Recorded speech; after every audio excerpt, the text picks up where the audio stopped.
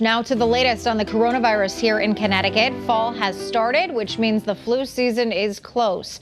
Doctors recommend getting the flu shot, but this year they say there is more urgency because of the COVID-19 pandemic. Channel 3 Eyewitness News reporter Mike Savino is looking now at how hospitals are getting ready for all of this. Mike. And Aaron, things are pretty good right now in Connecticut. The numbers on the coronavirus remain well below what we were seeing back in March and April. And of course, the flu season hasn't started yet. That means that hospitals still have plenty of capacity, and public health officials say that the goal is to make sure it stays that way. West Hartford Mayor Sherry Cantor got her flu shot today.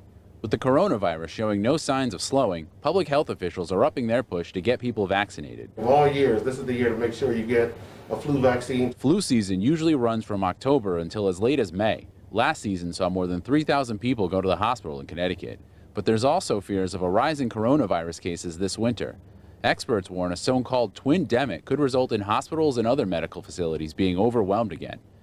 But experts also see optimism, including the recent end of a mild flu season in the southern hemisphere. We're not expecting a very vigorous flu season because of COVID precautions. Experts believe one reason is that some of the public health guidelines used to prevent the spread of COVID-19 also work against the flu. So much of what we are doing, wearing masks and hand washing, does keep us, protected.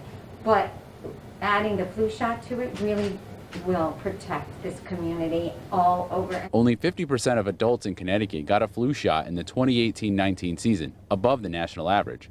Public health experts want to see that number rise. They say even if you still get the flu, it could make it easier to recover without medical care. And staying out of the hospital is really the goal for massive vaccination. Now, we saw hospitals back in the spring making steps to add space temporarily to make sure they were prepared in case they saw a huge rash of cases.